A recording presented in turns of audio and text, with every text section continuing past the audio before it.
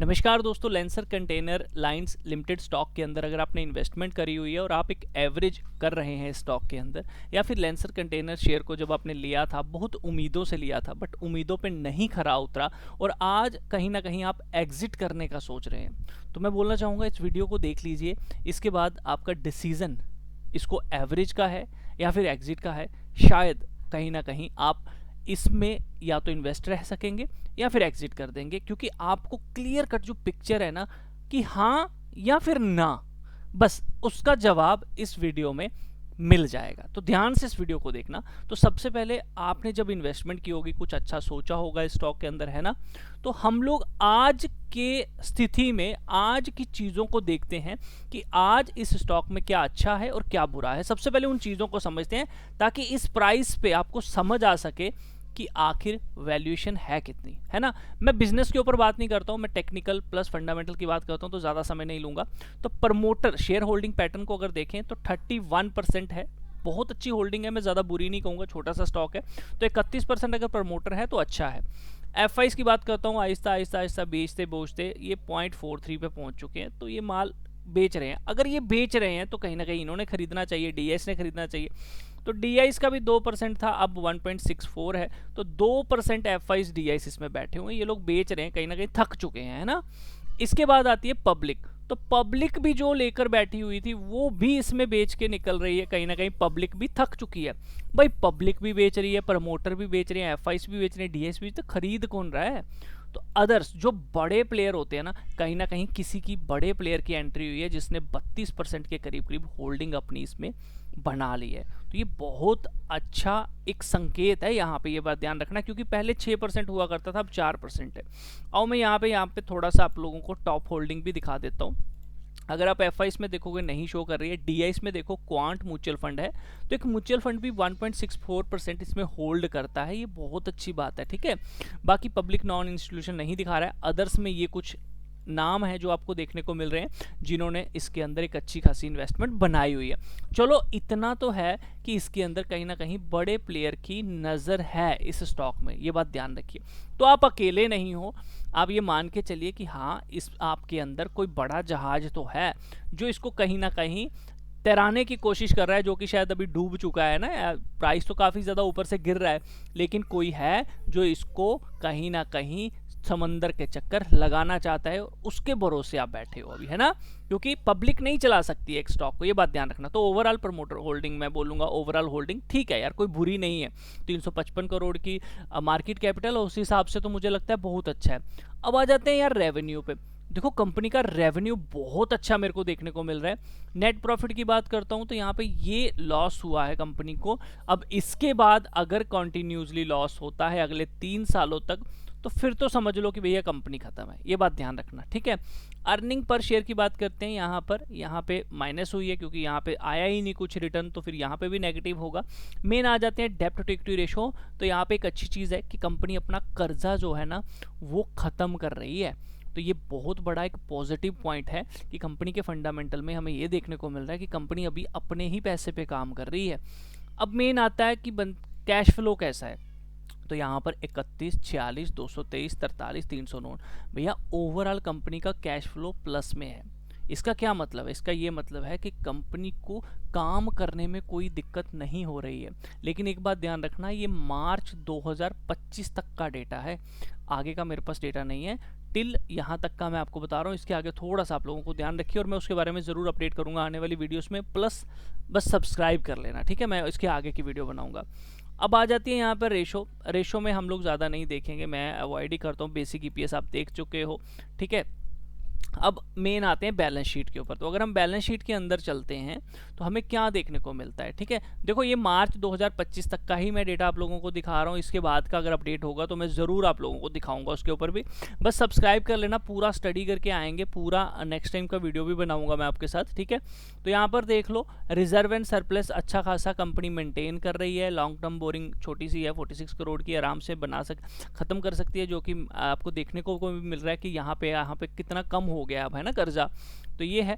और इसके अलावा अगर हम कंपनी की बात करते हैं यहाँ पर, तो इन्वेंट्री ये है, ट्रेड रिसीवेबल इनके पास जो पैसा आना है वो ये है, बट कुछ पैसा इन्होंने देना भी होगा वेंडर्स का, तो वो 35 है। तो ओवरऑल आना ज़्यादा है, जाना कम है ना। करंट इन्वेस्टमेंट भी दिखा रहा है, ये भी बहुत अच्छी बात है।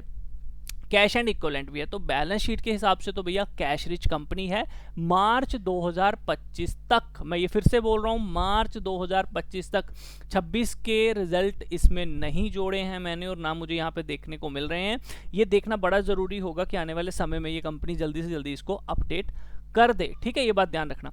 तो ओवरऑल भैया अभी तक तो सारी चीज़ें सही चल रही हैं।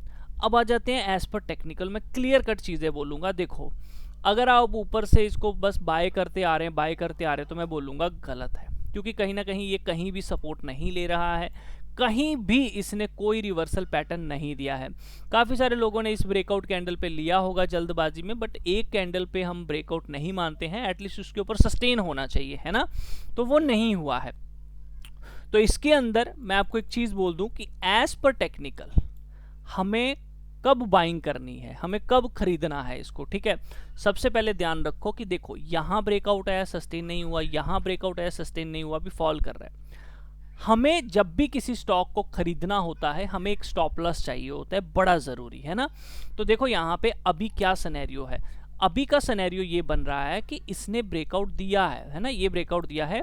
अब हम ऊपर से ये देखो वीकली बेसिस है, हमने ये ट्रेंड लाइन खींची हुई है।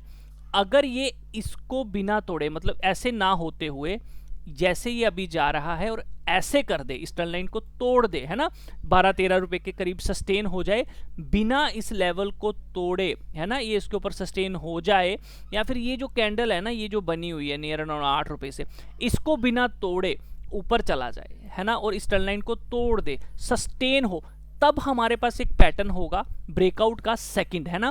तो हम यहाँ पर एंट्री ले सकते हैं 1-2 हफ्ते की या 1 डे के बेसिस पे भी, अगर अच्छी कैंडल्स क्लोज होती हैं तो हम एंट्री ले सकते हैं। स्टॉप लॉस हम रखेंगे जो भी इसने यहाँ से रिवर्सल दिया। फॉर एग्जांपल अगर करते करते करते यहाँ आ गया और यहाँ से ऐसे चला, तो हम ये स्टॉप लॉस रखेंगे। देखो, पहले ब्रेकआउट पे लोगे ना, तो ये तो सस्टेन ही नहीं है, कैंडल भी ऊपर क्लोज नहीं है, तो ये फेक ही होगा, आप फॉल करते नीचे चले जाओगे। तो बेटर है कि हमें स्टॉप लॉस छोटा मिले, टारगेट बड़ा मिले। और ध्यान रखना, जब यहाँ से ऊपर चलेगा हम यहीं स्टॉप लॉस रखेंगे एज पर टेक्निकल, क्योंकि अभी इसके मार्च के बाद रिजल्ट अपडेट नहीं है, इस बात का ध्यान रखिएगा। उस केस में हमारा जो पहला टारगेट होगा वो 18 रुपए से लेके 22 रुपए तक का होगा, ध्यान रखना। उसके बाद अगर ये यहाँ से रिवर्स करता है तो कुछ प्रॉफिट बुकिंग करो, क्योंकि यहाँ से आपका पैसा डबल हो जाएगा। नीचे की तरफ नहीं खरीदना है, क्योंकि ये फॉल करता जा रहा है, आप ट्रैप हो जाओगे, एवरेज करते जाओगे, फंसे रहोगे पूरी उम्र। तो इस स्टॉक में अगर कुछ बनता है तो वो बनता है एक ब्रेकआउट अपसाइड का, जैसे कि ये अभी ऊपर की तरफ निकला है ट्रेंड लाइन को तोड़ के, उसके बाद सेकंड ब्रेकआउट अगर आता है फिर से, तो एंट्री बनती है। इन केस इन फ्यूचर भी कभी ये नीचे आ जाता है, फर्स्ट ब्रेकआउट देता है, नहीं एंट्री लेनी है, सेकंड ब्रेकआउट पे एंट्री लेनी है, ताकि हमें कुछ टारगेट मिल सके। अभी के हिसाब से अगर ये ट्रेंड लाइन को तोड़ता है तो आपका 18 से 22 का टारगेट होगा। 22 के ऊपर अगर ये सस्टेन हो गया, रुक गया 2-3 महीने, तो देन आपका ये 29, 37, 45 का टारगेट देगा। उसके बाद अगर ये 45 के ऊपर सस्टेन होता है 2-3 महीने, देन ये 59, 79 के टारगेट के लिए चला जाएगा और अपने लाइफ टाइम हाई के पास पूरी कोशिश करेगा ये जाने की। लेकिन कंडीशंस क्या हैं? इन लेवल्स को क्रॉस करना है। जो यहाँ खरीदेगा ब्रेकआउट, वो यहाँ 22 तक अपनी प्रॉफिट बुकिंग करेगा, 50%, 80%, या अपनी कैपिटल को यहाँ से बाहर निकाल देगा। ध्यान रखो, ऐसा कभी नहीं होता आप किसी स्टॉक को लो और वो बढ़ता जाए और आप उसमें प्रॉफिट बुकिंग ना करें। हमेशा प्रॉफिट बुकिंग करनी है, अपनी कैपिटल को बाहर निकालो, उसको किसी और स्टॉक में लगा दो और अपना जो प्रॉफिट है वो रहने दो, ताकि अगर नीचे भी आए तो कोई दिक्कत नहीं है, ऊपर बढ़ता जाए तब भी कोई दिक्कत नहीं है ना, क्योंकि आपने अपना पैसा कहीं और लगा देना है। तो टेक्निकल बेसिस पे इस तरह से काम किया जाता है। अभी जो सिनेरियो है, आई होप जो एवरेज का सोच रहा होगा उसको भी पता चल गया कि सेकंड ब्रेकआउट पे ही आप एवरेज करेंगे, ऐसे नहीं करनी है। नीचे की तरफ जाता है तो जाने दीजिए, इसके बजाय कि बहुत सारे अच्छे अच्छे स्टॉक हैं, मैं जो और वीडियोस भी बनाने वाला हूँ वहाँ लगा लीजिए। फिलहाल अगर ये मार्च 26 के अपने रिजल्ट शो करता है और वहाँ पे कुछ अच्छा संकेत देखने को मिलता है, तो हाँ, हम एवरेज कर सकते हैं, लेकिन कहाँ? फिर नीचे की तरफ 6-4, लेकिन यहाँ पे भी एक रिवर्सल, तो बेटर है इसमें रिवर्सल मिले तभी एंट्री लीजिए, ऐसे नहीं। फिलहाल डाउन ट्रेंड में है, अभी जैसे इसने ब्रेकआउट दिया है, सेकंड ब्रेकआउट आता है तो छोटा सा स्टॉप लॉस, क्योंकि हमें छोटे से स्टॉप लॉस के साथ ही काम करना है इसके अंदर। होप्स हो वीडियो समझ आई होगी, आपको कुछ सीखने को मिला है। सीखने को मिला है तो प्लीज़ सब्सक्राइब कर देना, लाइक कर देना एंड वीडियो को ज़्यादा से ज़्यादा शेयर कर देना। मिलता हूँ नेक्स्ट वीडियो में, तब तक के लिए अपना ख्याल रखिए। ट्रेड लेने से पहले एक बार अपने फाइनेंशियल एडवाइजर से ज़रूर पूछना है, क्योंकि रिस्क आप सब